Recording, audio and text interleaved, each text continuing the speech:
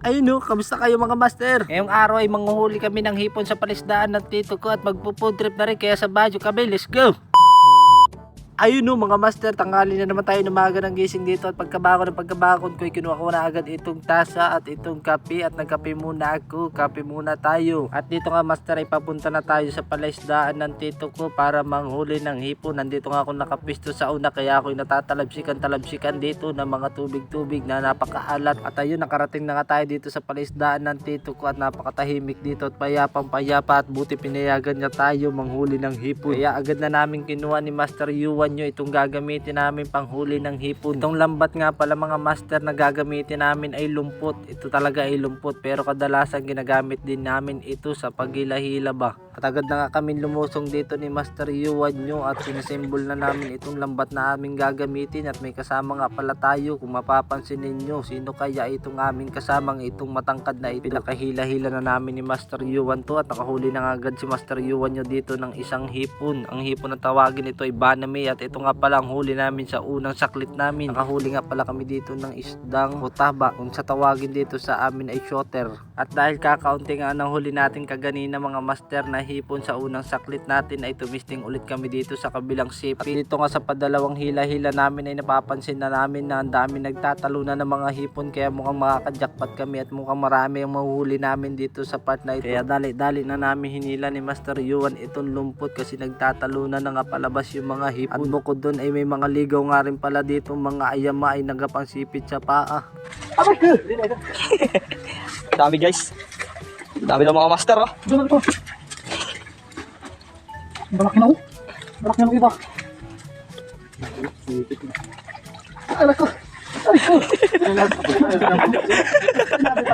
Kami nga kahapon nilito din eh. Bakit ito? Oo nga, anda ko din. Ayos din, good skin din. Okay. Matakan dito. Okay. Yung mga master oh. Mga basta kung makikita nyo, ang lalaking hipon na oh. Tapak mo.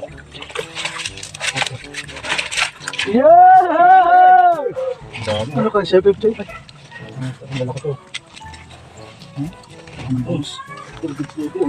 At ayun mga master, nakahuli nga tayo na medyo madami-daming hipon kaya ito si Master Yuan ninyo ay agad na dito nagdupong. At ako naman din ay naglinis na rin ako na itong hipon na aming lulutuin para may ma-food trip na rin kami ngayon. Madami-daming food trip to mga master. At nagayat na nga ng bawang ito si Master Yuan dito, dali-dali niya nga itong ginayat at ako naman ay kinuha ko na itong napakalaking kawali na ito na gagamitan namin na pagluto ng aming mga hipon. At sinalang ko na nga ito dito yung aming kawa na gagamitin. Pagkatapos lang painitin itong kawa, nilagay ko na rin itong butter. Mekos na nga ni Insan itong butter at saka sinunod niya na itong bawang. Pagkatapos nga lang ilagay ni Master itong bawang ay sinunod niya na itong mga crab at saka mga shrimp. Yun na.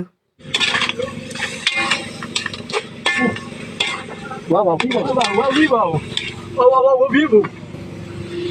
Ano yung konti?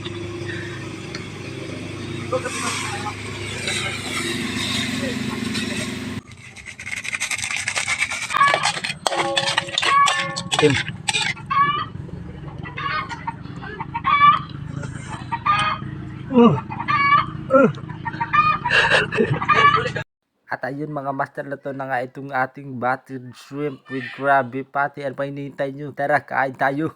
Yo mga master, samahan nyo kami kumain. Dini, sabay, tabing kailugan. Sarap talaga ng bottle shrimp. Sarap. Dami. Matamis-tamis talaga pag bagong huli. Pag fresh ang hipon. Masarap.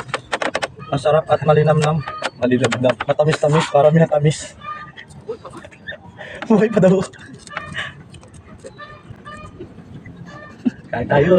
Dahang mga ano, manabay.